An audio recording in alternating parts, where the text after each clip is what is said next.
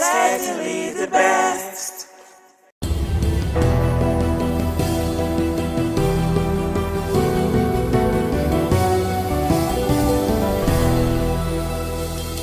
To this week's edition of the program, Hitches and Voices on Independent Television and Radio here in Benin City. My name is Kingsley Okoje, your regular host on the program. Don't forget, this program, Hitches and Voices, is brought to you courtesy Network for the Advancement of People with Visible Disability, NAVID. NAVID is a known organization that is advancing the rights of persons with disability in Nigeria. My sign language interpreter for today has been away for quite some time, but she's back and better today. Cynthia Godwin Aya. Cynthia, welcome to Hitches and Voices. Thank you very much. As a major voice in the disability community, she's no major voice in the disability community. She's no stranger to disability advocacy. She's been on this platform severally to talk about issues bordering on persons with disability. Today, she will add her voice to the millions of voices that is trying to draw attention to gender-based violence against women and children, and as it concerns persons with disability. I'm talking about Anne Ojugo, Chairperson, Jonapid, Edo State Chapter. Ms. Anne Ojugo, welcome to Hitches and Voices. Thank you very much. Good afternoon. Good afternoon, viewers at home. It's good to have you. It's good to be here this afternoon. It's a delight to have you on the program today. Yeah, thank you so much. First of all, I'll start by asking, how do you do? I feel fine. And it's great having me here because issues that has to do with persons with disabilities, women with disabilities, and people that are passing through LGBV and LGBV and GBV, gender-based violence, is a matter that shouldn't be treated with levity. Yes. And women with disabilities are those that are at the receiving end. All right. So talking about sexual and gender-based violence, is it a concern? Is it a major issue in the community of persons with disability? Is this something that we should be concerned about as part of our conversation? Yes, seriously. It is something we should be concerned about. If you go all over our street and our communities, you see persons with disabilities having or being pregnant for no just cause. You don't know the father of their babies. You don't know how it comes about. There are what we call sexual molestation, rape, and all this. They come through this GBV you just mentioned. And then we talk of abandonment. They come through GBV. So we have them in twofold: SGBV, sexual and gender-based violence, and then we have the gender-based itself. And so this should be tackled. They are predominantly in our society, in our community, and they should not be handled with levity. All right, from your experience, you know, you've been a major voice in the community of persons with disability. How has this been handled by institutions when they report? Do persons with disability even report any form of molestation against them? Do they feel comfortable or free enough? And if they do, how is it usually handled? Well, not until recently, because even persons without disabilities, they feel ashamed. They have the stigma of coming out to say, oh, I was raped. The stigma of coming out to say, I was molested. The stigma of coming out by a woman without disability to say she was battered by the husband. So they normally keep it to themselves and suffer in silence. That also affects our women or persons with disabilities. Not until recently, when institutions like the Edo State government came out to say, report. If you see something, say something. Not until when they came out to say, report any form of sexual molestation, they were not coming out to say it. But recently, we have few women there who don't come out to say they have been raped, they have been molested, their husband have abandoned them, men have jumped fences to come and have one thing or the other to do with them. Before now, they were not reporting. So, but now, let me say, percentage of them come out to say something about it. What is the percentage of them? Are you talking about women in general, or persons in general, or you're limiting it to persons with disabilities? I'm limiting it to persons with disabilities because that's my major concern. Yes. So a lot of persons with disability feel free now to speak about their experience as regards sexual and gender-based violence. Yes, they do. All right. So I asked earlier, how are institutions handling this? Because I know that there are organizations that are saddled with responsibility to protect the rights of women and children against sexual and gender-based violence. But oftentimes, they don't usually talk about it from the angle of persons with disability. How are institutions handling this? Maybe, for example, the police. Because I had an experience with someone who complained that as someone with disability, there was a time she reported the case to the police, and the policemen were basically saying, you are sexually assaulted, you should be happy. I mean, after all, one would not ordinarily think that any man would come for you. Exactly. So why are you complaining? So that's why I asked, how are institutions handling issues of sexual and gender-based violence? Exactly. And I think you had a point. Exactly. That was before now. Before now, institutions don't even take it. In fact, like you just said, we should be happy that someone is coming to have something to do with me as a woman with disability sitting on a wheelchair. Yes, they actually make jest of us when we go to them. Until Edo State set up the gender-based violence management committee that brought in various institutions. They brought in various institutions, the police, from people from the law department, or what I call it now. From the Ministry of Justice. Justice, education. In fact, every Ministry of Women Major Affairs, stakeholders. major stakeholders to be part of it, and they train them, the CSOs, and they train them on the reason why the issues of persons with disabilities should be taken or should not be taken with levity. That anybody, in fact, all institutions should have a desk office where issues of GBV and SGBV should be reported. And then even down to Edo North and Edo South, they made it compulsory. And then they set up SAC, Sexual Assault Referral Center, whereby someone, if anybody is molested or raped, or you can go there for forensic investigation and checkup. So that's how far and then they set up laws. We have VAP, Violence Against Persons Prohibition Law in Edo State. So you're talking about the Edo State Disability Law? No, we have the Edo State VAP law. That one first of all covers. Then we have the Edo State Disability Law too, okay, where persons with disabilities are protected. So all these are put in place to help and safeguard persons with disabilities, women with disabilities, girls with disabilities, children with disabilities. I hope you know that children are also being sexually assaulted. So, and children with disabilities are not exempted from this. So all these laws, the institutions have put this in place to help persons with disabilities. Okay, let's look at the issue of data.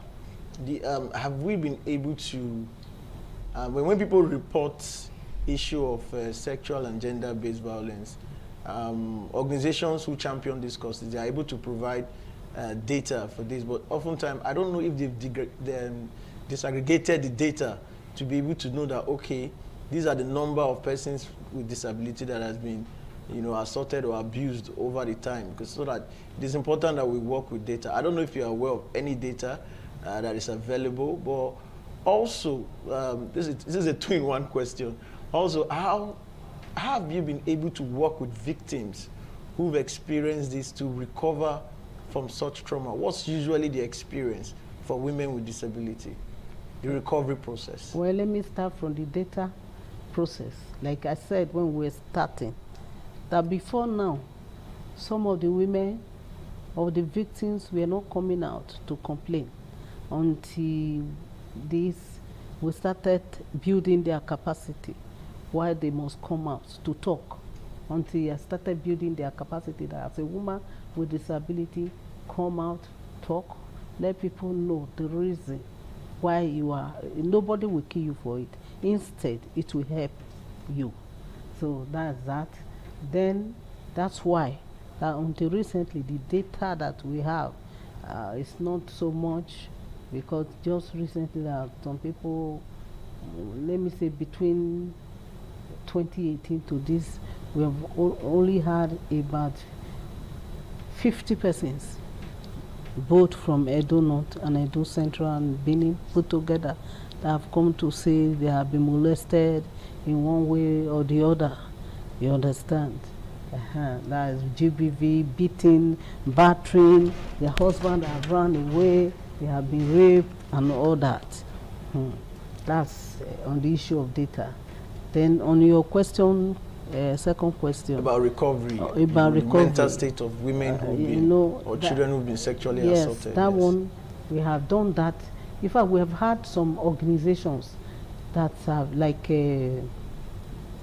Sotawaka, like Jose Maria, working in this Edo North and Central, that have helped us to talk to some women with disabilities, and personally I have had them in Benin, and whenever they come to me, I will tell them to speak to them, refer them to Sexual Assault Referral Center, talk to them, try to give them from the little I know about it, also talk to them. So, and then. But what are some of the things they tell you? What are some of the things they tell you? What they tell me is how their husband or their guy, or how, without even consenting to having anything to do with a guy, the guy have come to rape. You know, LGB has to do with, rape has to do with non-consent. Consent, yes. So when you are not consenting, somebody come to you and forcefully have intercourse with you. You know, the painful aspect of it. That will forever be a trauma. So, you know, you try to talk to the person and let the person know that it's not the end of their life.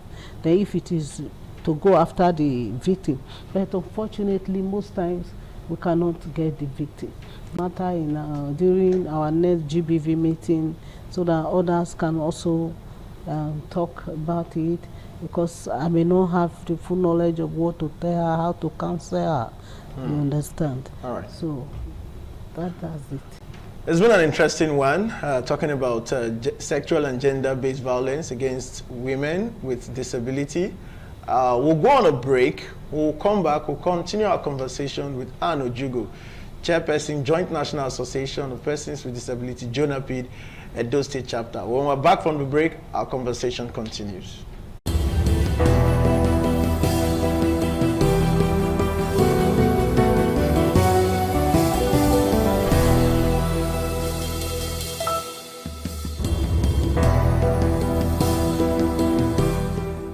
Welcome back from that break. We're still with Anne Ojugo, Chairperson, JONAPID, Edo State Chapter, sharing her experience with us concerning victims who have gone through some sort of sexual based violence in Edo State, and what JONAPID, alongside other organizations, are doing to help victims who've been traumatized as far as the subject is concerned. But I would like to ask, you know, we have various clusters of persons with disability.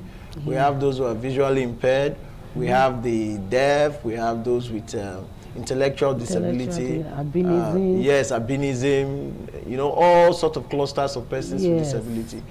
From your experience, which of this cluster has suffered the most as far as this subject is concerned?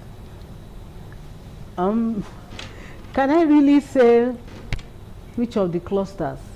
Well, let me say, because from those that have come to me so far, the visually impaired, the hearing impaired. You know, the hearing impaired, they are prone to dangers, serious dangers. They may open their eyes and you are coming, but they don't even know the intent. That was why during the NSAS, some of our brothers are still on ground till today. Because even when the police wanted to shoot, they didn't hear the sound of the gun until they were gunned down, which until today made them a victim of spinal cord injury. It made them and their spinal cords. They are on ground till today. So they are there. Those sisters are there. You see them in market spaces. They can easily be lured because you see them say, I'm a deaf. Help me. And in that process, somebody lured them inside. Okay, I mean deaf persons are more vulnerable. They are vulnerable. Now, persons are physically with physical disability, like me. You understand? People with physical disabilities, they find it difficult to marry. They find it difficult to have boyfriend. But is it just those who are physically handicapped? No, is it not same for all? I'm telling you, yes. You have asked me who are the more vulnerable. Yes. So I'm trying to give you the according to cluster. Yes. I've just told you about visually impaired. Who is visually impaired? She's not aware that anything is even happening around her.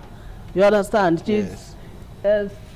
Let me say, 48 hours blind. She's not seeing anyone around her, and then she's alone there. Yes. Somebody can easily come and take advantage of her. Anything, steal from them, do any bizarre things with them. You know, sometimes I wonder how they protect their money. You understand? Because people can easily steal from them, do any sort of thing. That's for visually impaired persons. Then I just told you about hearing impaired. Somebody who is, she doesn't know anything that is happening around her, and then they lure her into all those evil tactics. Then I'm not explaining to you that someone who sees, because we have 6 clusters, all those clusters, person who sits on the wheelchair, because of the peculiar nature of that person, a guy may come around and say, I'm interested in marrying you. After impregnating the person, the woman, and then he runs away. That person will now have to cater for the baby, cater for the, in fact, it will not become a double problem, double tragedy for that woman. In the first case, she does not move, she does not work. Now she has a baby for a father that have taken off. She may not have even consented to, I want to have, that's on the issue of SGBV. Now on the issue of GBV, some women, when I mean GBV, gender-based violence, abandonment and discrimination, some of our women, you find out that they don't want to use their money to buy man because they want to marry. They want to have, yes, these are realities. You understand? They want to marry, they want to have a partner. So the desperation sets in. Thank you. And at the end of the day, they make the come, they say, okay, well, at the end of the day, they take off. Advantage. They take advantage, and after taking advantage, they take off. These are some of the things that persons with this. And then, even if they manage, recently someone was talking with me about how the husband used to have turned her into a punchy bag. This person is a visually impaired sister. She is the one taking care of the house, of the home. She's doing everything. Yet, the husband never appreciates that, because the husband feels she is the one that needs a man.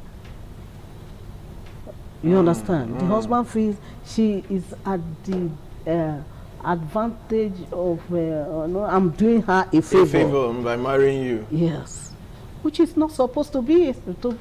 If you want to marry a person with disability, a woman with disability, irrespective of who the woman is, how the woman is, whatever, you have made up your mind, you make up your mind, and you marry the person.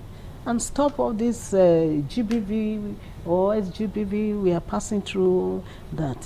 So it's a lot that we are passing through. Our people are really, I'm talking recently from Edo North. I need to know that the stories that come in from Edo North daily is another one. So, all right, let's look at family support. Usually when stuff like this happen, family is the first point of succor. You want to be able to confide in your family to say, this is what has happened to me. I believe family is the primary place you run to for, as your safe haven. From your experience, you think when it comes to persons with disability, family usually respond to provide succor for them, or family usually, shy away? Well, most families do. They support.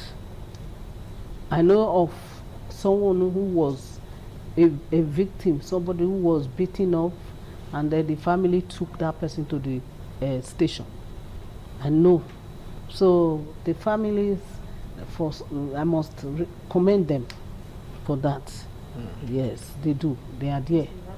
All right. So very quickly, so if someone watching now that's one with a disability and such a thing happens, he has that experience, what are the procedures? What should they do? Who should they report to? Very quickly. Depends on where they are. If they are in Benin here, I will say come to Ministry of Women Affairs and Social Development, where we have the commissioner, honorable commissioner, because Edo State government is not joking with such issues at all. So they should go to the ministry. They should report to the office of the Commissioner for Women Affairs. All right. Then they can go to the SAC Center, Sexual Referral Center in Benin City here. Then for those in Edo Central, they can also go to the SAC Center at Uromi. But for those who are far, because we have, if somebody is raped, we have to do a forensic, you have to do some forensic tests. Yes. You should quickly go to the police station, any police station close to you, to report, so that the evidence will be there. Beautiful. It's a very interesting subject, and I hope that society will do well to protect the interest of persons with disability against sexual and gender-based violence in Nigeria. It's a wrap today. Thank you for joining us on television and those who listen on radio. Don't forget, Hitches and Voices comes to you on independent television and independent radio simultaneously. My name is Kingsley Okoje, saying spot the hitch and be a voice. Goodbye.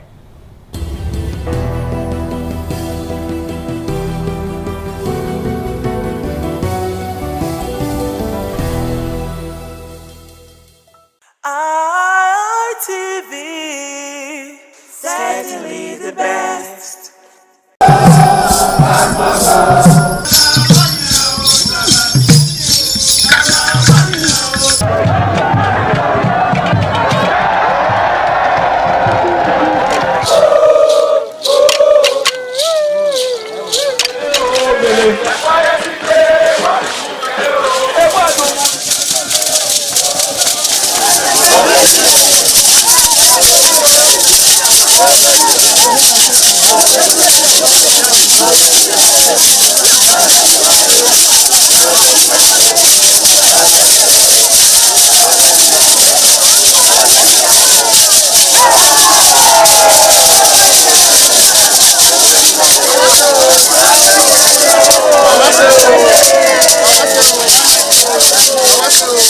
Top on the list of the initiates was the eldest son of the Esama of Benin and former governor of Edo State, Chief Lucky Nosakare Igbenedion. 11 of his siblings, namely Bright Ayamekwe Igbenedion, Honorable Charles Osemwike Igbenedion, Peter Osawari Igbenedion, Dr. Fred Osamui Igbenedion, Barrister Mike Osarene Igbenedion, Efosa Douglas Igbenedion, Ukbonwa Ernest Igbenedion, Osawe Igbenedion, Edosa Igbenedion, Dr. Daniel Omorige Igbenedion, Agbon Steve Igbenedion, as well as the Executive Director Operations, ITV and Radio, Chief Elder Ugbeide Nwonse.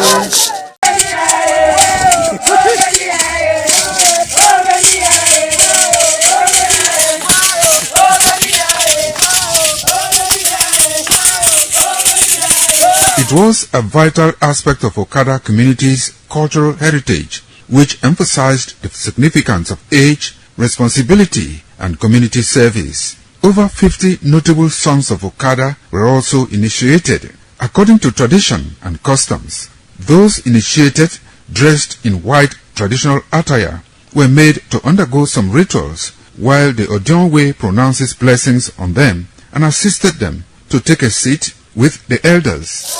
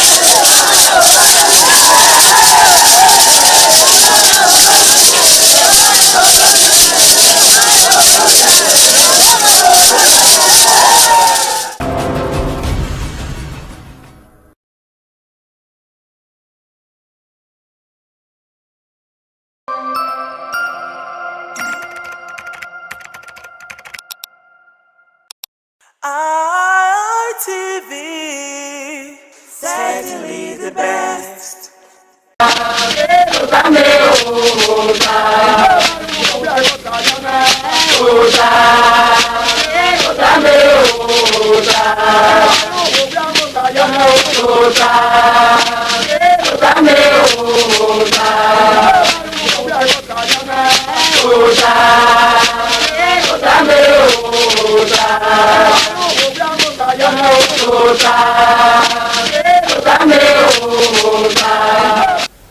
Waya bege now. Ugi bota we se ni wan. E de lo pe o de lo wa yire. Wa na yi ma service. Eni ma agba kadere na ugi bota na. Okay ga ohoge. Ohoge. Ni na yoge ha. Ohoge we bi o mesia. Awa. Odole wo yi a. Awa. Odolo wa yi a. Awa. Eni ya ni wan. Weni no ba wan oge oku oni no bada oge a ope ani no we ba ewa ewu oge we no record we owe mwe ya ba oge police station adomwe boya ye be dagbe e ma o ma gwa ka wo oge e te ni agun egun ayo wo oge na ore wa ge te pastor kabanu na mo ibe donogo me ofun igbo sabago waro wa bi chota wa bi dan yo ofun igbo sabago wa yaro oba atope ise ore wa o tan ge ibizu gbe Victor adonewu zomo ugewese ege no ya temata imagbe na kina huda na teme mano manyame arinu na rieme na tai mano ya erewi yori o ewuku ohoge de bi o mesi ohoge imana ba mai oba atope ise me sa boss ege no bi e o no ri edo ba yo kai ki no be o ka gbo ibi e o ya o ta mo ya fe worldwide me to wa ya fe so pe ni ya mo e lo wa mi ti gun e si won na gbogbo eta gbogbo ege gbogbo eta mulele atata mu fe sakasi yeye sakasi yeye loko zaye onde gala yiwe esowo kanso iso oso yo gbe ikwan esowo da ya mo yo to iso oso yo gbe ikwan oni lo ma pa ebo musu e mara we yeso mara yeso ogwogwodo o yureso anyone oge de ma yi ori aibo ogwo ma o si egbe koto weno we tai to we si we koto oni won so to mu da oge no ba ma oge no ba no mu ba ma o me no ki egbewe ọma legbewe ihe ni ka bo ri ara o se gbiwo emi mi ka owó ge ma owó ge orile Nigeria na owó ge na wata orile Nigeria na owó ge na ta orile upe mi na ge here the politics ige otose ge owó ge egi no na kotu na pa ola na owo ge no ko na pa ola na amami wo bo se emi no ma deru wa wo ro oge e ma o te be pastor domonsa zebe e pastor che we honor owosa oge oye domonsa osanu odo apagi to re ma unda gba ike don wa doge mane mana gbon ma se tin jo oge yi unda we si eke ni ma o imana si eke ni ana mi wo ma la tene mama ujaji so pa okobo o yeme na tama eji okobo ozuo bene na gwa loto bene na zi egbagbon ni egba okoto ni edo we ya gwa lote be na okobo ga heme o ga ye ko nwo wa na gwa ka ezi egba okoto Yesu wega itu okobo be de agbe oba wa gbagba ogun anyoke ka na kota ana di pu yo to na wo kin ogun e o ma no gwa elobi na to oge ma ba so e de ga gbe ye igwa so ma okun ara yun ebe we ni ebe ba be mo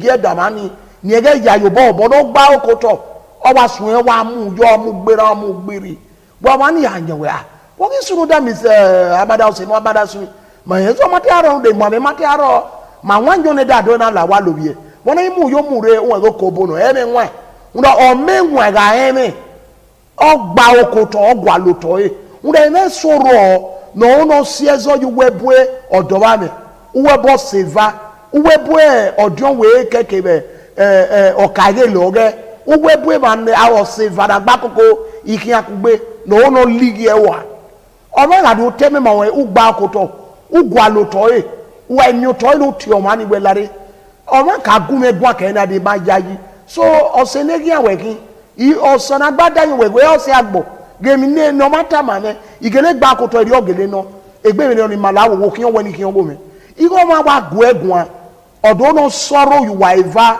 uwepo ndo ho oge kin ebe soro na wa asa na baba no ya gwa lo oge do taba me egbe ma me ri o wa odio we e bo ivegu yo obo uga nogie ebo iligi yobo uga odo no nyawa we uche ti yoku opa yin unda we kɔ emi oko oge ne uga mo kakabɔ mo nuwanu meke na ami oligi ɔba atɔ kpɛ ye. Ese oge magwaka ni wa oge emi noki edenja nokwa no wa no wewo no wo tu oge aje hu emi dan no ma ye oteme bizugbe eme na yurugu aka na ohoge ma no ba ma hoge na ba hoge salobo na egi ma mi em ohoge ebi o mesi okie ti o mo ho ema okie ti o mo hoge ema o mo hoge esu no ekeni eriri la to zagawa zewe no teme kata ban aga hasade ma so no ya to hoge aya okwa we iri ewe wa ye mana we ga ayo me ma wo ayi yin so nbo e de no ni se ti do to hoge ma emi ni eho ni ehu ona ho ni o we yin ni eri epo oni wa bi agogo kan yire we ogba na yo hoge gba to fan no kwa ogbe mata ebi ro pa ti fan no o we yire wo kieke o hoge e ma yeye ile mo na yin mi wa we amada we mu pogbon ga aye e ma ta gbogba ne dagbe do wa doge mi kina tan hu da we oteme yunu kan ban okobo agado ta mu we gwa lo to yi wa anyin ya mami okobo wo mumu okobo ga iune onwanyo dane oyo ye yaku o mumu o se ti dolowo ma be yi e dolore gbe yi o ano ye be ri o ese ti bu ese ti diabo ese ti yese oba atokpe anyway oge magwakana oge ro gwe oge re ewo enogi okun ewo deveni ya do atama won iye we ewo doga we ojo we dan hama we gwalo temo ukya ikawe ukya wi no aruwa oge ege ne de ni wa upo agbawe nu po gbana o me minaru we dade ezira no aru ebo no lori aro de na ayo poru no e ba ni wa na fi anyo fi ya o wa no we ni emu ewo na ri ayo wo bo no we ni yo ko gwe wo na ho o we ni ewo na wo ni ewo na e tin yo de agodi wa we no jon ya gba e ri anyo enika wa bege ewo na wa dole inu o pa na ko no wo ni emu ria owo ni yo ko gu ma fe owo oto ni makena owo ni yo ko ri awa owo ni ewo na emi ni oruso na ya bi oge woregbe uda wera ya re ihe ni elegbe we wu ye nu ta he o meti we ne resu egbe kunie noka no giver no ge ya se unie wo kwara we ogbe owe mi na we uligi to so egbe ma me ya ne we ebi no ki oge e ma edole wo yi edolo de yi edole ro pa yi oge no owo no ba won oge na ge no orun ai awo mako eri eku ame ona gi eku a o so wa ni igbo no ba oge owe no ma tie bo to ti wuki mo oge ki o te be pastor ge domo we ki ane oge magun aka mo oge magun aka bo si o ya wo na ya le to ko pa bebi no wan bo si oge ọba no ma we mo e gba no awe we aga no na o eji no onu ya no kwo ye ba no ya la o igbovo ojo ma to oge dama e to ma ni na mi we e ba ni ma keke amo ye ba na mo ma be yo o sa no go do han no eze ba so pe ku we no we gbe e fo ko pa re bi no wan o ko na ni a so pe bi no wan ma ka igbe aza no so pe e ma no ku e do ba e Kristi ina ju gbe mo bo iya wi amu e wo alamu re dado wa ko na bi alamu re ugbugba fi lo gbe no wu e Jesu yin na no so ni ma fi gbegbe a ni ma fi gbegbe o magun ya gun nda ye okobo okobe nota okesora imo ijesu na gbun koto won no se na gbun koto we don no ka o won o pa we mu re wo we mu adamu we eyin abo pi agba du ekini bada di miere no pi agba wa mu re be na miewe de ku wa kari eri da ho na we no pa ma we ho o de ku wa kari eri da ho na wa ga nyunyi me no wa yin na no pi ani ai gba we wo òwò náà pàgbà ìyàn tó bọ́ wá gbàlámò rẹ̀ ọ̀nà wa mú ìgbẹ́ èèwọ̀ à ọ̀nà wẹ̀ lópin ní agbáwọ̀ ẹ̀wọ̀ ọ̀nà ìjésù kéyìn ẹ̀wẹ̀ ẹ̀mẹ̀ ní àtàrà òwò rẹ̀ rúwẹ̀ ọ̀hún yìí o òkó bó ihò yìí o ọ̀kẹ́sùn ìgá mọ́wù ìjésù yìí jọ̀gẹ́ àti nọ́nyàrá ni matthew gbégbé à máa nà owó tó wà wọn òwò náà lọ́mọ̀gọ̀ ọ̀nà mi òwò náà wẹ̀ ìyẹn náà ó yìí o ọ̀dọ̀gbọ̀ yìí tùn ún mú ọ̀nà wà yẹ fẹ́ náà bí gbé mọ̀ bọ́ náà lọ́gùn ayẹ náà de no mai wo horu wa ya fe we no fi gbe no ka ona na go na no pa na ri no pa yen na ko ari gbe yo toto ona de oto na no to jesu na gbe mbu ko to o gi se pe ya je amagi yen mi kian ama iwo won ni yo ana we o gi na we ona ibo ni no ko na we e ma no fi gbe ya su we si ma wo o ko na be tu mo wi o ko no pa ire ma no nya ma jesu na we ahia e we do be ona we ya bo ari ko ni ya pa ọmọ ya bọ ma oge do ta ma we kakabo we ọmọ no guwe gbona ọka we bo ma ni emo oge bana ni ete mo na bi kuya eva ka ye nu we ya oyi o we imaya yi ogwale bi no ya va egbe ba be ni no oge ijo egbe okobo no ta e chema we here we ga okobo ojo we here we ga agwalo teni uke ga yin meri oke ga re uru ati imawu dem is amada suki o wa do ba igbinofia ore mame mi na wa ore mata no ire wa mu igbinofia na mu ye pupo ni kekere ni e ba o do ran iyan kin no tebo na fo we ka gwalo temi ne o ke ga kare duwe oba atokpe se eni wa ege be ki abone ore e magwa kana we no ka ele no do aro ni no ro na we ka ba ma ore ele ko do la wa we ka ba ore ko do la eri o wa be ba we oge eri o wa no suda oni wa enwa ni enwe de u me ka ba ma oge we na be anado aba we eni ka o wa ka se enwe abe ni ka o ti ma na yeri o wa si no wa se wa ge aro so pa iye soro be wa wo ka gele ya wa ezezo no u wa do mewe ni nwa ni wa ge ebi masin abo o to na kin uwaga oseso boa opolo loso na boa ari eneso a e ma so video o wa we ro o we a de ni ari ai ya be ni e to se na o we ri egwa o eri an wa iwo na o ya ru emi eso o ya la to na ma de mu ne o ya mu hie o wa we fie be la dia o ge na ba ma o wa we si ani wa na mewe nema na do so bi aba ewo na bagbo oge ewo ni eduna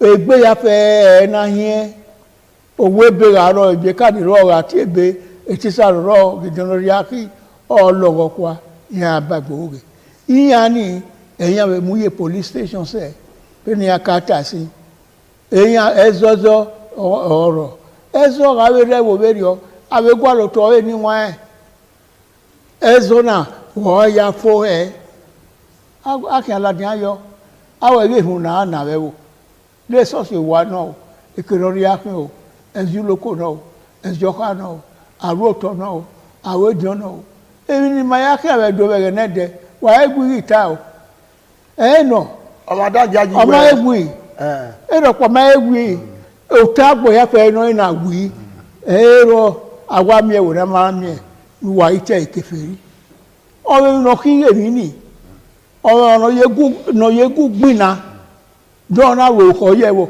anehun no no wa ho anehun no mo oge ne ma ba ma emi ya fe berio ma ni wa abe ejon we ni makabe ta we no we karele o ma esu egbe o karele ya kin lo to kin lu kun we ojo we ma esu egbe o ba ma won ya kin lo to ya kin lu kun òbí ọyẹ pò wọ́n á yẹ ẹ̀dàgbọ̀n wọn wùdá wọ́n máa mú wọn bá wùdá òórè wẹ́ àdóta èyí ni wúrẹ́ bẹ́ẹ̀nà mọ́tà wákíá ló wọ́gẹ́lẹ́ wà sọ ìgbé ó bùsẹ̀ wà hẹ̀mẹ̀ náà bàtà ni wọ́n ẹ̀ wùdá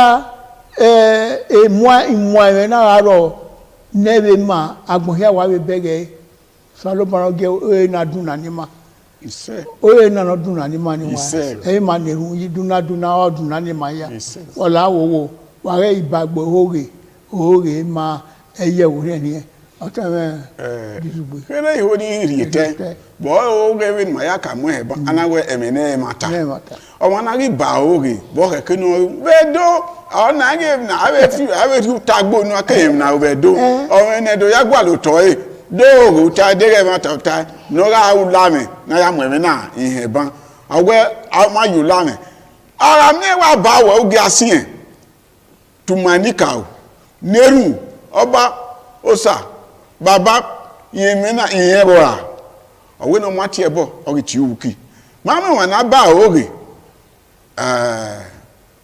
ọ̀wẹ́ náà yá ẹ̀rẹ́ gbó ọ̀rẹ́ náà yá ẹ̀rẹ́ àgbọ̀n ẹ̀ ilé máa tu ẹ abẹ́tẹ́mẹ́ nírẹ́ ẹ̀kábẹ́tò wà rẹ́ òórè gbègbè yìí wà yẹ má ta gbègbè yìí námi kìí náà tọ́ námi ẹgbẹ́ ahẹ́hẹ́ rà rọ ẹ̀rọ ni ọdún dágbẹ́ ọdún hẹ́hẹ́ ọba àtọ́pẹ́. òórè ké sí yẹn láì ẹ̀dá gbọ́n wa mú dábẹ́ náà tí máa ta ẹ̀bá rẹ̀ Victor Ibizugbe òórè sí yẹn òórè bẹ gbọ́ rẹ̀ ẹ̀dá gbọ́n wa ọ̀gbọ́ rẹ̀ igi òwa wega ta uga ligi wega gogo owe kodo zuo o ka ge yin agbe o ma ikene na gbe wa e o ga be so igbe o se gbogi o ma edo be wega do ne igu toge ya mo mani yupore unda mani ya iyo we bo mi e bo gbe bo e na ma mi agbede o ga pa bare ba wa itabona ya mo ene we age wa ye be va ro e o teme ọ̀gá ya tó máa nínú ẹ̀ ọ̀gá tó máa sá ọ̀gá tó máa sán ọ̀gá tó máa vàn ọ̀gá tó máa òbí ó dẹ ọ̀gá tó máa dà ọ̀wẹ́ nọ́mà tiẹ̀ bọ̀ ọ̀gá tí o kì í èvè náà viẹ̀ yìí wé kọ́ àmẹ́vè náà viẹ̀ yìí wé gbé ni ìyẹn náà sanwó-dùà ìragele ọ̀pá ẹ̀ va èmi náà kó náà ta náà ìyẹn ọ̀pá ọ̀gá ètò ọ̀nì màá kà wẹ̀ ayámẹ̀ àìmẹ́wọ̀n ọ̀bọ̀wà ọ̀pìn o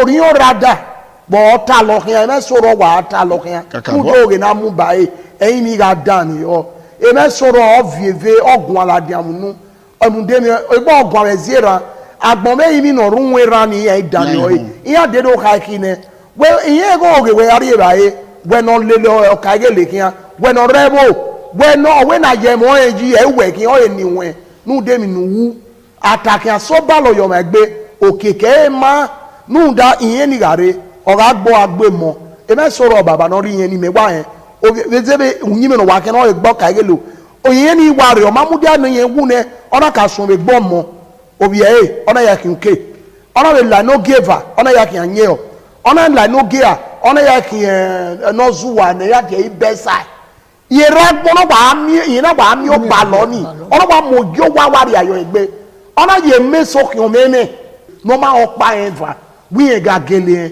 ebe sọ̀rọ̀ ọbẹ náà tí ma ká tàbí àyẹn ní wọn sí wẹ ọmọ náà dùn yẹn ọ̀nà wìyẹn mi èmi náà ká ikọ̀ bọ̀ yẹn ká lu èmi yẹn náírà ọ̀rẹ́ ìyísẹ̀ yẹn yà gbọ́ àlòtọ́ wíyẹn ká gẹlẹ ọ̀pá yẹn fà bẹ́ẹ̀ni náà wú náà ọ̀wẹ́ rẹ ni ọmọ ní mi ẹgbẹ́ náà láwòwò wẹ̀rẹ́ ká gọ́gọ́ wẹ̀ sí ó bá lọ yẹ dágbọ́n wà nínú dẹ òkè kó họ́ ẹ̀ má ọba àtọ́ pẹ́ anyway yaiwe oge e magwa kana e mo oge ye e ma ye ba ma oge muda we ba oge e yan he we wa so yan he we wa fa e nu ta e o akin odo akin odugbo o we ta ba oge ye ga opa e ba o we no gbe na dege o wa mi o ha e tu e o ni e bo ri tu e ba Nga bono to.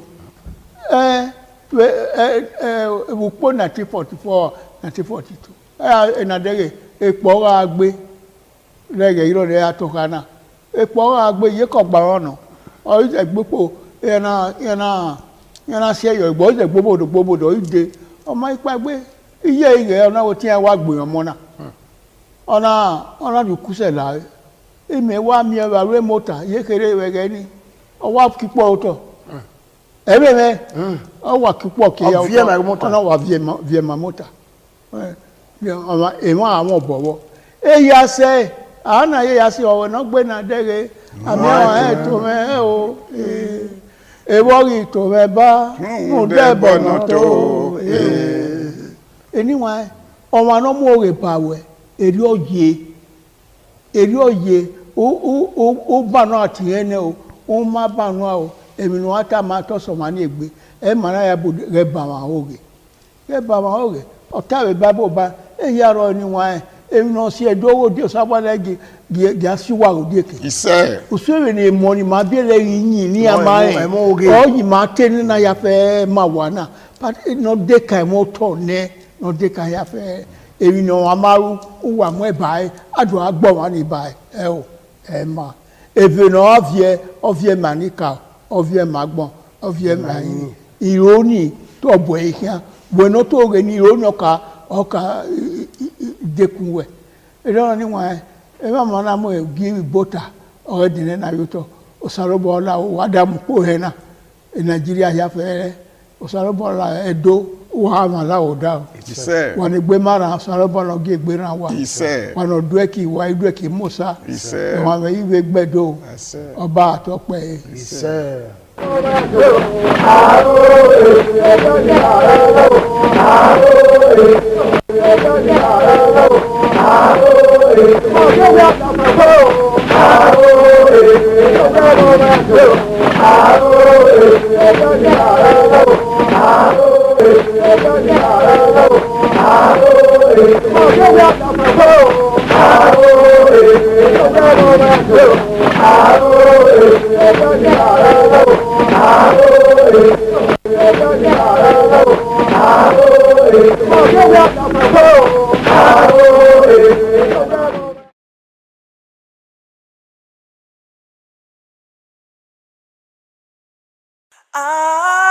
ITV, certainly the best.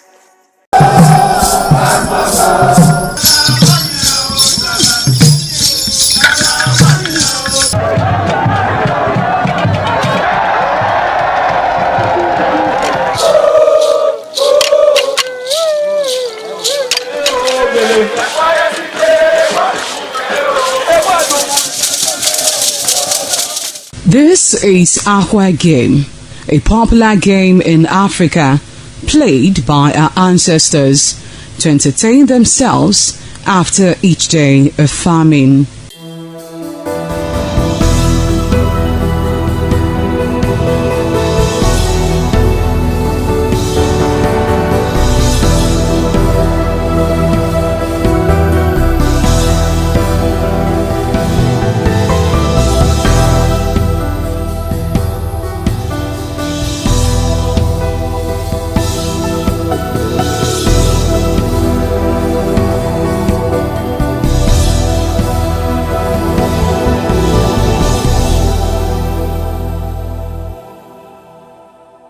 It is also relevant in our coronation in Africa. It is a sport and indeed very interesting, as every seed had a role in the game.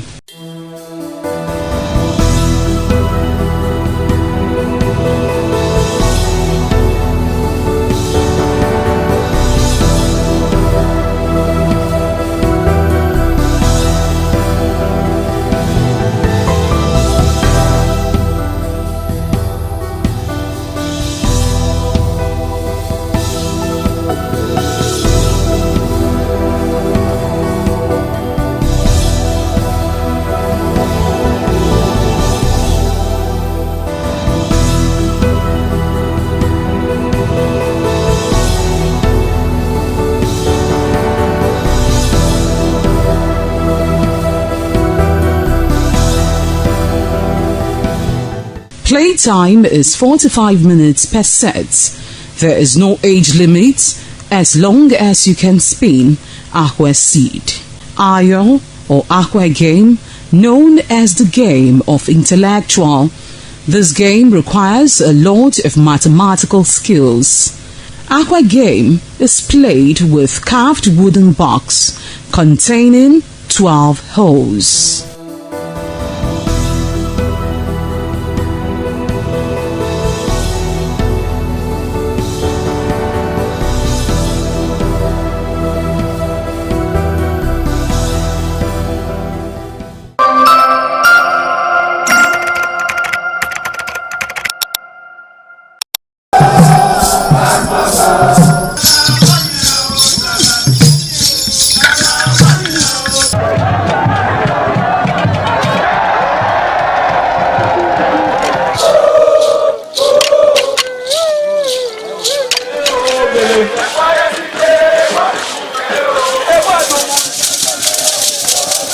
This is Anegbete community situated in Isako Central Local Government Area of Edo State. It is an agrarian community with united people that promotes unity and oneness for peaceful coexistence. The inhabitants of the community migrated from Benin, the cradle of black civilization, a kingdom where king is truly king. The ancestors of Anegbete saw that age was the main determinant of leadership in the rural setting, and the eldest man in the settlement was regarded as the leader who presided over meetings, and his authority is held in high esteem. To further strengthen this unique system of leadership, age group evolved in Anegbete.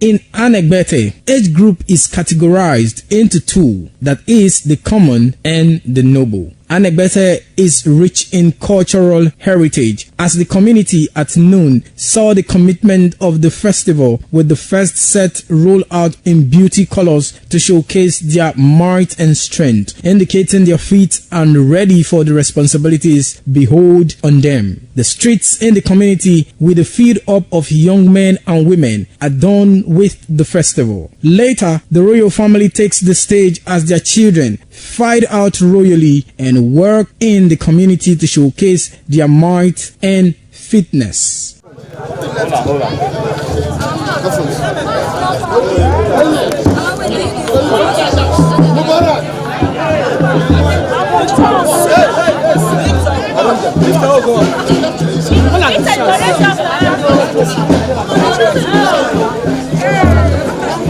My leader.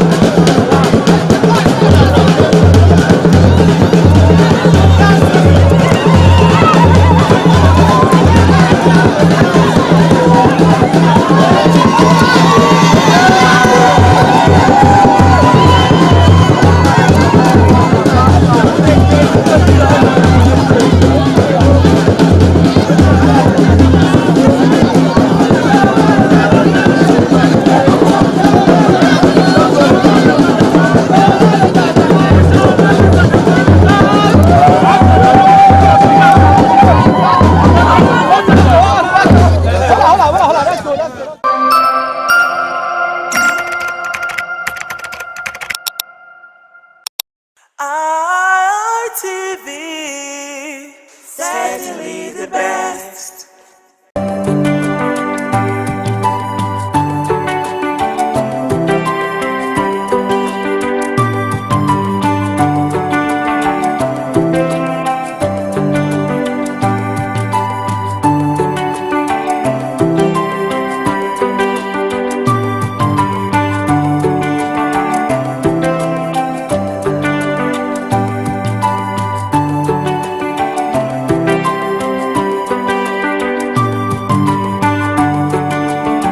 It's another lovely Wednesday afternoon, and of course it's my pleasure to have you join me on yet another amazing episode of Flipside on Independent Television, reaching you live from the city of Benin. Yes, Flipside is a very unique show that, beams its searchlight on some topical issues, especially socio-cultural issues. Okay, so we just take any particular issue and try to, beam our searchlight on it and do justice to it. It airs every Wednesday on this station. My name is Harry Aigboje, and of course it's a pleasure to have you join me on this episode of the show. Now, today we're having a very interesting conversation, something that has to do with substance abuse. Now, if you take a look around you, there's one person or the other abusing substance, and this is becoming quite a menace in our society. And until something is done to nip it in the bud, only God knows what the future holds. So we're actually discussing overcoming drug addiction. What exactly is it about substance that, people are so addicted to? That's basically what we're going to be discussing today. And of course, I'm not alone. I've got someone in the house, someone who happens to be very well, grounded in this area. She is a survivor and of course an advocate. So what that means is that she's going to be speaking from a first-person perspective, and of course, giving us some insight on how to deal with drug addiction. By the way, she goes by the name of Osahon Igariba. It's good to have you on the show. Thank you for having me. How are you doing? Fine, thank you. You look gorgeous. All right, so let's get started, okay? Substance abuse. Nowadays it's hard to tell what's substance and what's not. So how would you define substance? Because some persons will tell you that alcohol is substance. What's your take on that? For me, I know about drug addiction okay. for the substance. But do you also agree that alcohol could be substance as well? Of course. Okay. Of course it is.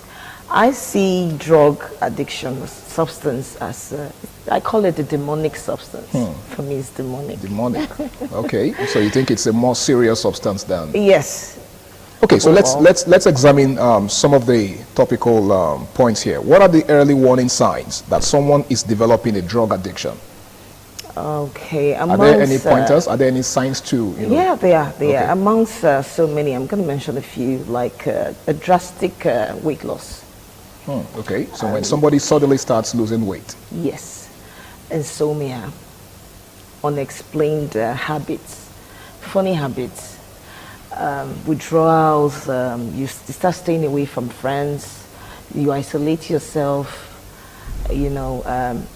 just jolts. You start jolting. Okay. Some people always itch. Yeah. As if it's stuffy. And so some anger issues. Anger issues? Yeah. When you say anger issues? You just get easily irritated? Yeah, irritation. I'll say yes. Oh, that's serious. Are there other signs? Is there any such thing as, let's say, being moody? Yes, mood swings. Okay, I said mood yes, swings. amongst many. Getting withdrawn. Mention a few. Yes.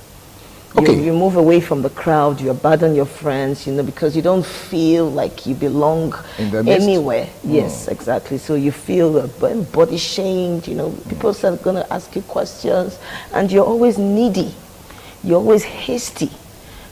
And so much, a lot of it. Okay, so let's take a look at some other parts of this conversation. How can peer pressure, because I believe peer pressure is one often overlooked factor that's responsible for peer pressure. But how do you think peer pressure contributes to drug abuse among teenagers and of course young adults? Well, for peer pressure, I think it's an individual thing because you feel it's caused by lack of contentment, where you compare yourself, you think you're not good enough, you need people to validate you, and it's mostly when you're not self-aware. You don't, you don't know yourself, so you're not, you're not satisfied. You want more. Greed, you want to be everyone's favorite. You want to be the pick-me. You want to belong. Yes, you want to belong. So you feel you want to do what others are doing and make money, or just it depends on the sector, where you, it may be drugs, maybe for making money, doing crimes or anything. So it's when you're not self-aware or the contentment. So I guess it's safe to say it's unhealthy. It's born out of unhealthy competition. Yes, and greed. Greed. I would like you to throw more light on the greed part. When you say it's as a result of greed, does it mean you want to be everywhere?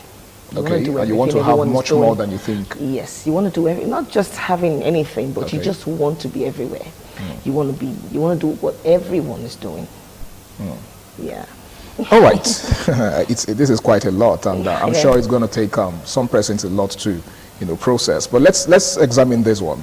What role does family background play in the survival of relapse of a recovering addict?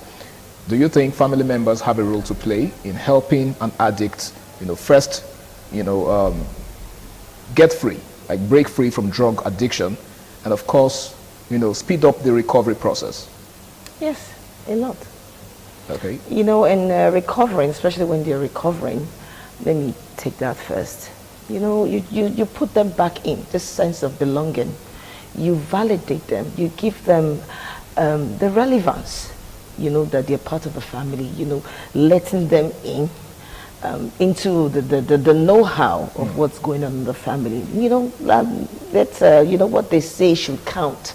Everyone wants to be heard, seen, noticed. So it's good, to, invite them in and then be patient with the process. Patience is another key. Why? How so? Yes, because it takes time, because they have to heal, from where they're coming. Don't start comparing them. See what your mates are doing. See, you want to fast track the healing process. So you have to be patient with people. And then you have to be emotionally mature, to understand that they're acting the way they act. So you don't just, from your own place of, where you're wounded, it's just good you know what I'm saying? Yeah, of course I do. You understand where they're acting from. Okay, now you are a survivor, okay, and I'm sure you had your own fair share of the struggle we're talking about. So do you care, to give us a glimpse into what your own personal experience was like, with the fight against addiction and all of that? For me, I used the hard way. Accountability. I gave my life to Christ. And it helped me a lot because the Holy Spirit helped me, and one of the fruits he gave me is self-control. He just separated me from the crowd, the drinking, the smoking, and then it helped me, and then accountability.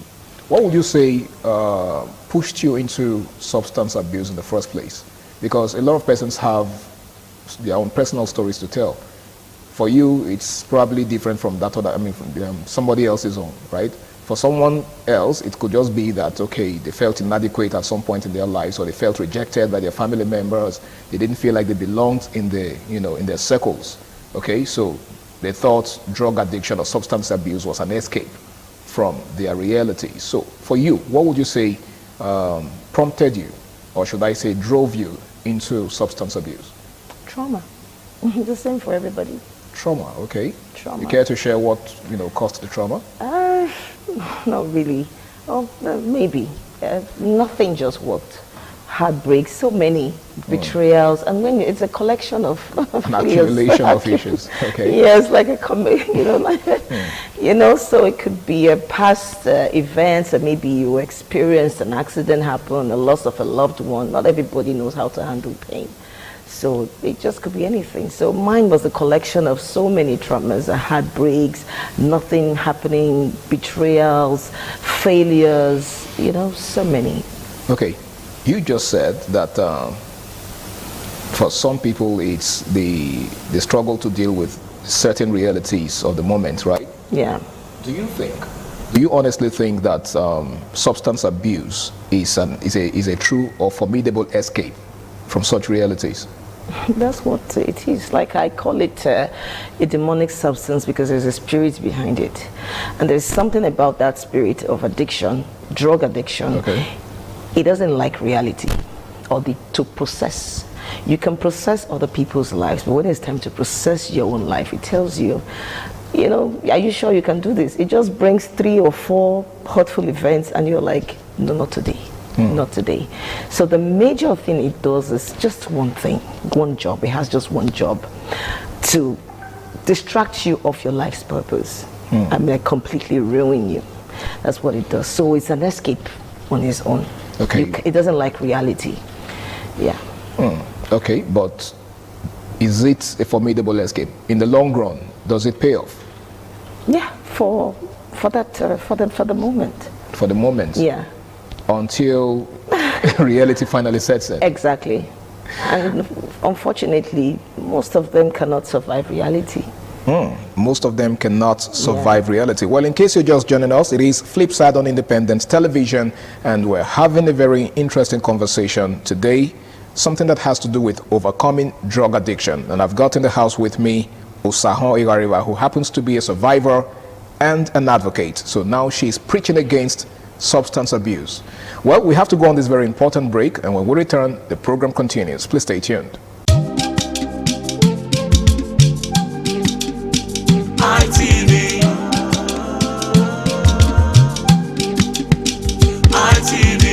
ITV, certainly the best. All right, welcome back. It's still Flipside on Independent Television, and we're discussing overcoming drug addiction. I still have with me in the house Osahon Igariwa. All right, hope you're having fun. Sure. All right, let's up the ante a bit. How does stigma affect a person trying to recover from drug addiction? Oh my God, that's the major. Okay. You see, unlike HIV and AIDS that used to, have a stigma problem, it's worse. You think the stigma that goes with drug addiction is worse than that of worse. HIV? Yes, because right now there are preventive measures. You can have a healthy partner, healthy babies, and a very healthy long life. But with addiction, it's terrible. Nobody wants to affiliate with you. Nobody wants to deal with you. You come to people and they start hiding their phones and properties. It's terrible. Nobody wants to have anything to do with you. And if they're seen with you, they just tag you along with that person. Or they even say you're crazy, out of your mind or anything. So it's terrible. All right. By your assessment, what would you say is the highest level of damage that substance abuse could do to a person? Losing yourself. Okay, by losing yourself, you mean losing your identity? Your identity, everything stripped out. Stripped off. Family, love life, nothing, business, no trust from anywhere. Nobody takes you seriously. In fact, they even they hope that you will relapse someday, so you can't just deal. Even when you try to be the best version of yourself, you're still hoping, I hope you won't relapse. So it's not a final thing to say, okay, you're cured from this thing completely. You just have that thing, behind the minds that you might relapse someday. So it's still a 50-50 thing, dealing with you. It's terrible. Could it ultimately lead to a mental disorder? For some people. Yeah. Okay, and of course I've heard some persons say that substance abuse kills. Overdose of it. Yeah, you can die in any way. You can do crimes. You can get hit by a vehicle when you are high. Anything can happen. So. Okay, what are the most effective treatment methods for overcoming drug addiction? Okay, because apart from rehabilitation, I really don't know what goes on in rehabilitation homes, okay? I don't know if victims, or should I say addicts, are offered medication or anything of the sort, but, how do you think, or what are the most effective treatment methods for overcoming drug addiction? Okay. So for me, I've never been in any drug rehabilitation center before. I told you. I got saved by. Yours was more or less supernatural. Supernatural, from divine. I use the word divine. Okay. And I've had moments where I was in that community, and then people came straight from being discharged right back there in, after flushing their systems, giving them injections or, things to make them sleep. So at the time, I just thought these people just chill out for some time, to get fattened up and then rest and then continue it again. And immediately they leave that facility. From what we all know, the smell comes to you again. So that's why I said it's demonic. It's actually a supernatural thing. So is the smell some sort of trigger? It just finds you. Okay. So I'm asking if it triggers it. Does it bring it back somehow? Of course. The smell, just when you're out of that place and come out to reality, the first place you want to visit is that place, to take it again. For mostly, I can't speak for everybody, so I've experienced it there. So for the treatment, for me, what worked for me, I told you, I gave my life to Christ. I took accountability. I became the mirror. I came on air, not air, in the internet to tell people I was on drugs, that Jesus saved me. I gave my life to Christ, and then I built my mental capacity. Read books, to help me. And it's good, and it helped so far. I'm actually glad you made mention of, your religious beliefs helping you. Now, I would like you to throw more light on that. How can strong religious or spiritual beliefs help someone survive addiction? Like, from your own personal experience, what would you say your journey was like? Because I'm sure before you had that encounter, you were probably an unbeliever. You had no prior experience with being, being delivered from anything of that sort, right? Yeah. So tell me, how was it for you? Like, you care to give us? Morally, it helps you, and that's the major. Like we talked about, like I talked about it earlier. It separates you. You can't be in Christ and be in these places. For people who think they have the strong will to do it, they can say, okay, fine, they have the will, they can do it, but they just sustain themselves on cigarette and then marijuana, to keep them high, give them a certain type of highness. But it will not work eventually. So you think that's a temporary or palliative measure? Yes, it doesn't make any sense. You eventually go back to these things because a time will come where you have the triggers, and then you need something higher than marijuana. So you can't survive on that. Yes, that's where the supernatural power comes in. The Holy Spirit has to help you, because the Holy Spirit is in everybody. Sometimes you have this nudge within yourself when you're with, not just in a bad community of smokers and drinkers, but you can be at a wedding grounds, you can be anywhere, and then there's this nudge, this feeling that tells you, you're not supposed to be here. These are not your people. You won't be comfortable. So it tells you when you're getting there, no, leave this place, don't do this thing. It disciplines you. That's what the Holy Spirit does, and everybody experiences it. So it's you surrendering yourself to God to at least do everything for you, knowing that you're not capable enough. Okay, so how important is mental health support in addiction recovery? There's really no gainsaying that this plays a huge role or affects one's mental health in unimaginable ways, right? In what ways do you think mental health support helps in the fight against addiction? You just have to build yourself. Like I said, my mental capacity, I had to build it. How? You see, when you're self-aware, it defeats the illusions of shame and guilt and fear and everything that comes with addiction. Fear tells you, can I make it again? Shame tells you, what do people say about me? Doubts. And then the regrets, doubts, thank you. So when you're self-aware, you know who you are and whose you are. You don't care what anybody says. So you build your mental capacity and love yourself. Pick yourself up, choose yourself, put yourself first. I think that's the only way. It's actually quite interesting that you made mention of self-love, because I think that's one thing that a lot of that we don't preach enough in this part of the world. Because when you love yourself, you're aware of yourself, you won't need validation. So you won't feel intimidated, you won't feel like you don't belong, and that's what takes you there. Okay, but are you by any means suggesting that people who take to substance abuse lack self-love? Of course. Everyone, all of them.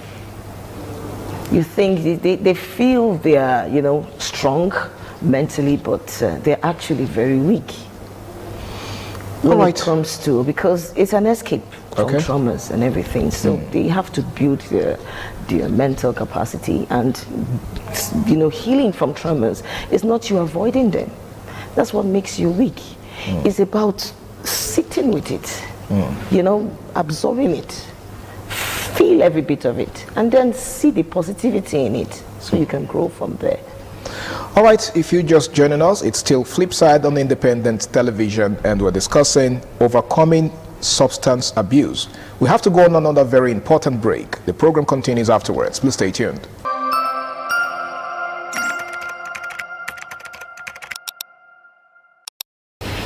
All right, welcome back. It's still Flipside on Independent Television, and Osahon Igariwa is still right here with me. Okay, now Osahon, here's a quick one. How important is mental, I think we've already examined that. What role does government policy play in helping addicts recover? First off, do you think the government is doing enough in creating the enabling environment, you know, that will help addicts break free from addiction? Well, if you ask me, I think they're trying their best, but they're not doing enough. Okay. Because they have to create, I don't really know of anyone in Edo State, meaning precisely, of any free treatment or facility, you know, addicts can go to for treatment. So, but they're supposed to invent, you know, things like this in ways they can help addicts, and then train individuals, you know, to get certifications in drug addiction, to be coaches.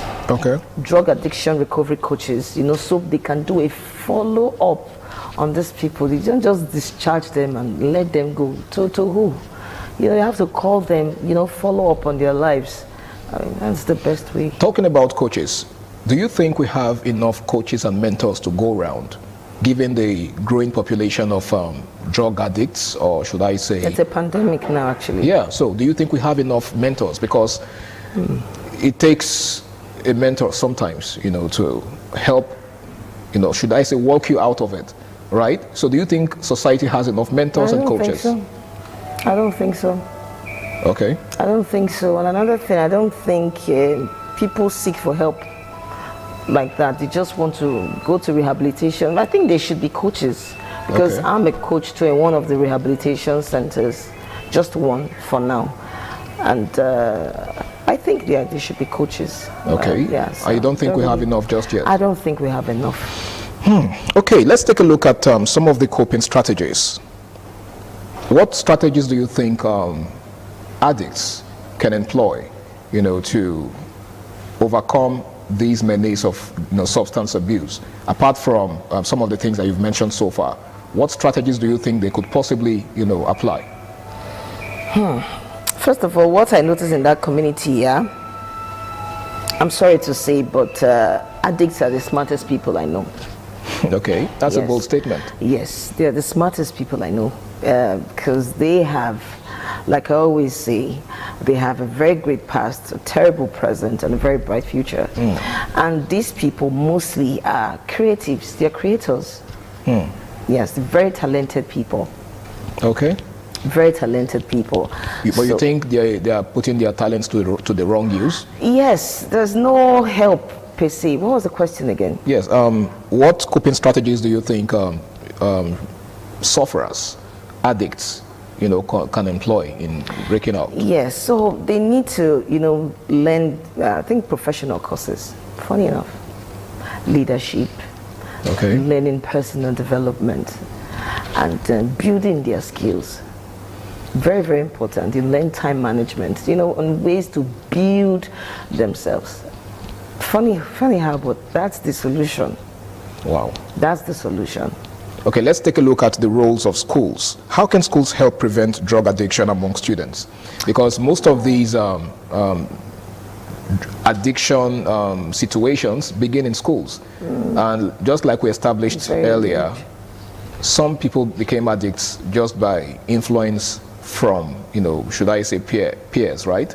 So what do you think schools can do to help prevent drug addiction among students? Creating awareness. Going to schools, talking to Do you think people. there should be rehabilitation centers in schools?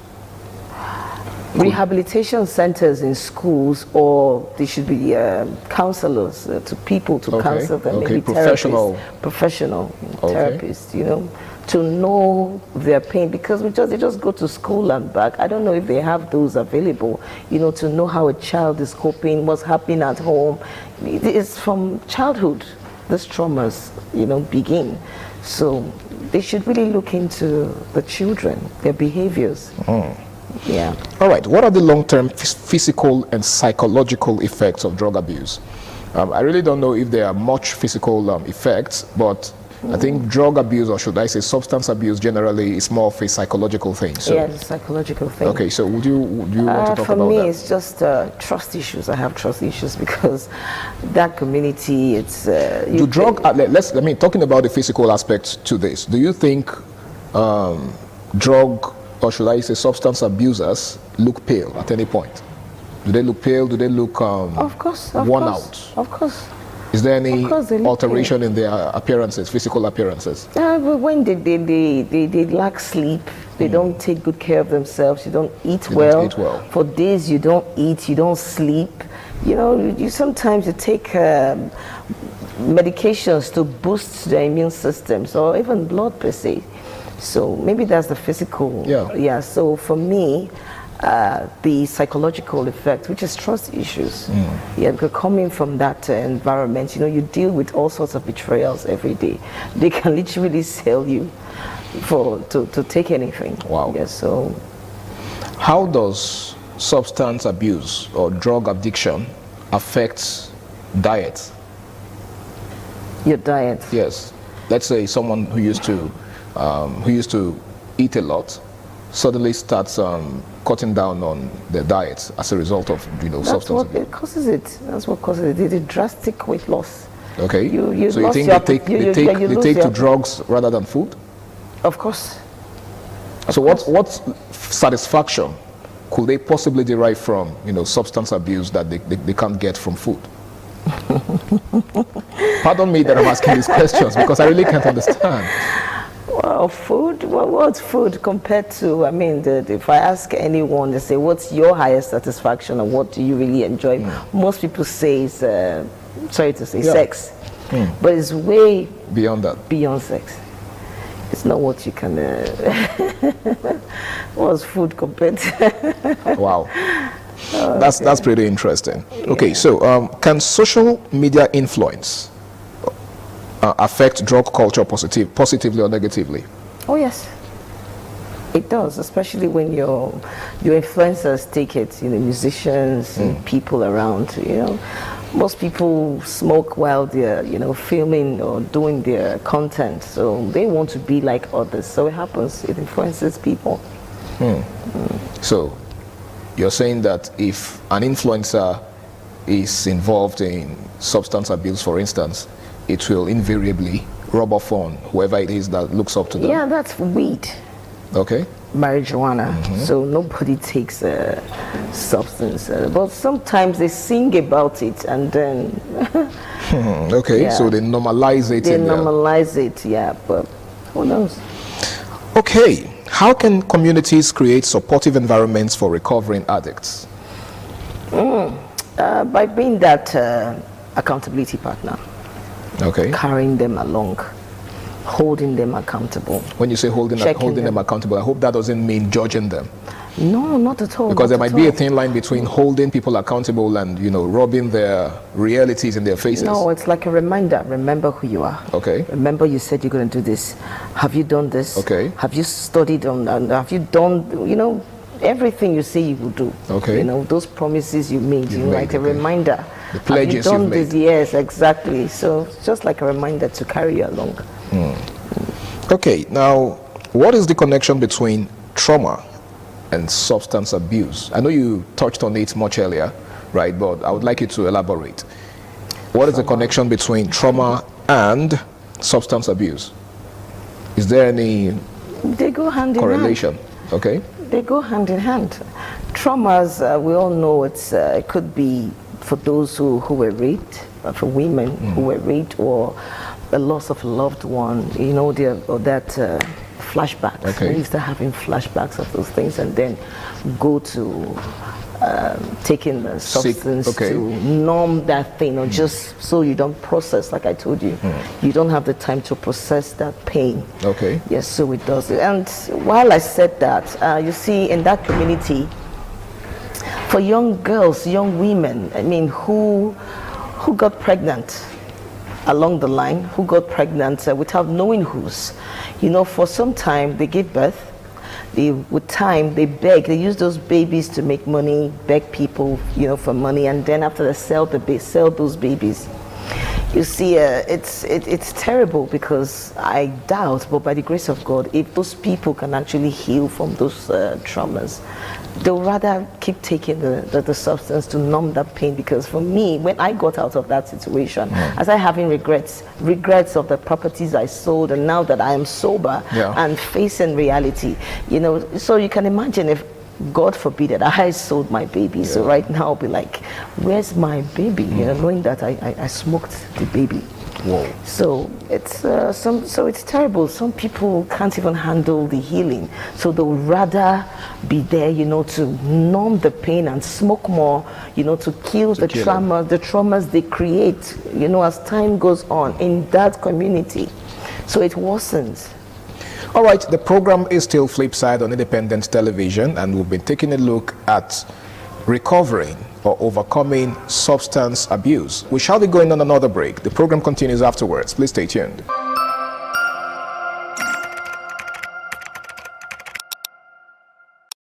Okay, welcome back. We're still discussing substance abuse, overcoming substance abuse, and Osahon Wikareva is still right here in the house with me. Now, what are the biggest challenges faced during withdrawal and recovery, Osahon? When you're trying to withdraw from substance abuse and you're trying to recover from it, what do you think are the biggest challenges that, you know, addicts face? I don't know about others. For me, it could be for people, it can be shame, but mine is regret. I just mentioned it now. I lost everything. You know, monies I wasted, opportunities I wasted. You know, it dawned on me. So I tried to even heal from my own mistakes, healing from me, from my own mistakes, from the regrets.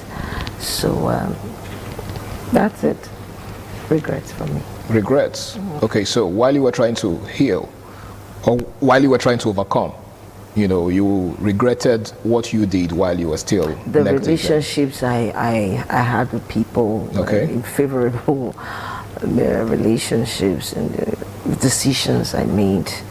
You know, I let my guard down, you know, and the things I ventured into, not crime per se, but other things that I'm not proud of. So, and then relationships I lost in the process, so I regret. Would you say you've recovered some of those relationships so far? With time, you know, trust. It takes time to build. They're watching. They're watching. You know, some forgave immediately and some just permanently blocked me. So that's pretty much understandable. You know, severe disappointment. Okay, let's you know, take a look at this particular one. How can relapse be prevented after rehabilitation?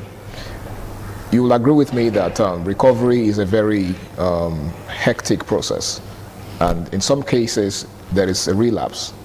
Someone who's trying to break free, you know, probably just goes right back into it, and at that point it becomes really hard to, you know, totally break free. So how do you think, you know, relapse can be prevented after rehabilitation? After you've rehabilitated someone, you have you know, helped them overcome, how do you prevent them from going back? You see, for my own case, then there was a time I relapsed. Really? The very first time. I had to relocate. I thought maybe, you know, leaving that environment, all the friends, so I just start anew. So I left my former base and then rented an apartment out, sold everything, and then just brought my clothes and my vehicle, and then relocated back to Benin. I came here. Did that help? Eventually, somehow I'm getting there. So I sold all my properties and then started anew here. Okay. I registered my vehicle, started driving Uber, but Bolt, you know, it's like Uber, in case people don't know about Bolt. I woke up in the morning, 5:30, wash my car, you know, just that. So no friends, I want to be alone, I want to just start off. I just dropped this guy off and that's it. I knew what he was up to. I didn't know he was even taking me to the spot. And he told me, look, when you get there, don't worry, I'm going to collect something from my friend's place, my cousin's place. She just wants to give me something. So just reverse, you know, face this direction, and please don't put off your engine. Just be at it, just wait. Okay. I already knew. And the way he entered, the people and it was too late to discharge him. And it was too late. He hasn't even paid me, and it was a return trip. I'm supposed to take him back. You know, he promised heaven and earth. He's going to tip me. He's going to do just. So I was upset, but I didn't show it. I was just telling God, "What is this? What is this?" So I dropped him off. You know, started, you know, continued with my life. So it just took another trigger again. That trigger, with that trigger, I took my own self to that place. And something you had been trying to exactly. You see, in a strange place where you don't have friends, somehow it finds you. That's why I said you have to do it to the Holy Spirit. You know, God has to be in it. He has to help you. So he took me. I took myself there, and the rest is history. In fact, that's where I eventually got my own, where God saved me from, and then taught me everything I know now. Okay. In that community. All right, that was a very brilliant and touching story, I must say. Yeah. Now, do you think that rehabilitation centers are accessible and affordable to everyone? I think so, but it's quite expensive. It's quite expensive, and that's why the government needs to come in. Subsidize it and make it yes, exactly, and make affordable. It free. Okay. Even possible, and it's not just taking those treatments. What next? You know, after that, you have to keep their mind busy. They learn skills, you know, things to improve them mentally. Okay. Not just taking medications and then sleep, flush your systems, and when they leave there, you know, they go back to the vices. So, yeah. You should make it affordable, but for now I don't think, because I don't think it's cheap. Okay. How can recovered addicts inspire others battling with addiction? I guess that's pretty much what you are doing right now. I'm doing now. Yeah, but in what ways are you inspiring people, you know, out there beyond, you know, granting an interview like this on TV? What other ways do you think others are learning from you? Okay, I'm trying to put an awareness out there that, do especially you the run an stigma. NGO? No, I'm planning on doing that. Okay. Doing that. Okay. So go on. So I'm trying to create an awareness. I'm creating an awareness rather that to remove that stigma. It's everywhere. I want people to be able to talk about it. Yeah, I was on drugs. I was addicted. Yeah, there won't be anything. Now, which brings me to the next question. Why do you think people find it hard to share their stories, just like you are doing right now? They won't grant me jobs. I won't find the right partner, because everybody will think I will relapse. People will think I'm a criminal, that I can steal, I can do this or that, because you can just switch any moment. You can just be with that person, and the next thing, that's the same thing causing it. Okay. Where people do not trust you, now they want you to dwell in it. But people have to trust you again and bring you in to have that sense of responsibility and then relevance, that you can actually contribute and do something, not when you say, because it's very bad. When you don't make any sense, they say, okay, it's that. And when you make sense, people are going to be like, wow, you had a good hit today, good stuff. So you say it's terrible. You don't even know what to. Either way. Yes, either way you're useless. You're still Do you guess? It's terrible. So people should come out, you know, and be like this, like, okay, just like you had malaria, you know, come out and say it. You know, I was addicted. It shouldn't be anything, you know, because it's a pandemic. It is. It's even reducing now. I think but it's 12 years. Is it reducing? Because I think it is. If you're quite active on social media, you must have seen that a lot of young people of this age are given to, you know, all sorts of new substance, from colos to terrible. You get, I mean, to what's the other one called, methamphetamine or something of that nature. Just they go by different name. Exactly, and all of these are a lot of them are new. I don't know, maybe not so new. Not so new. But they are really popular now. Do you understand? Yes. And most of these young people depend on them, you know, to you know, keep sane. So, how do you think these young people deal with all of this? It's terrible. I'll just advise, because there's something about this thing I noticed, this demonic substance. It's actually demonic. Okay. There is something it does. It concentrates on you, the individual.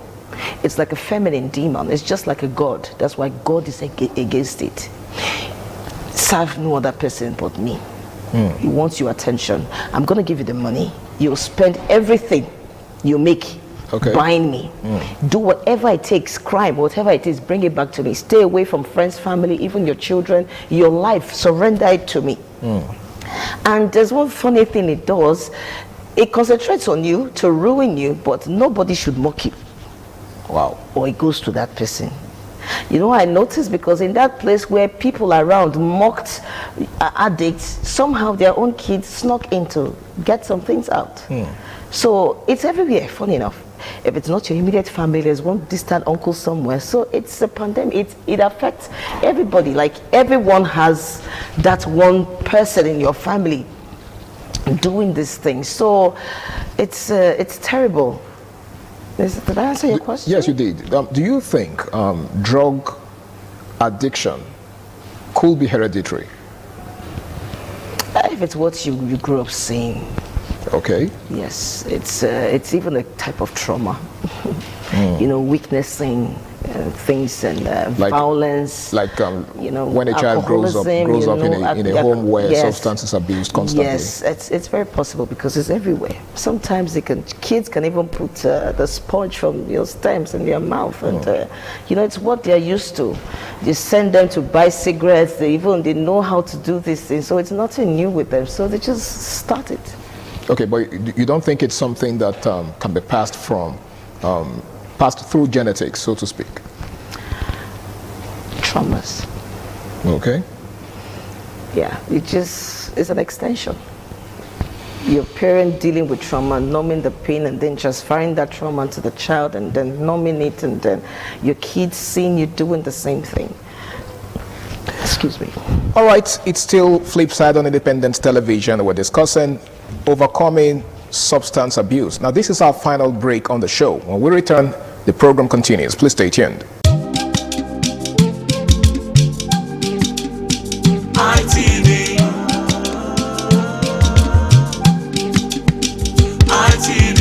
ITV, certainly the best. All right, welcome back. It's still Flipside on Independent Television, and Osaho Igareva is still right here with me, and we're examining the need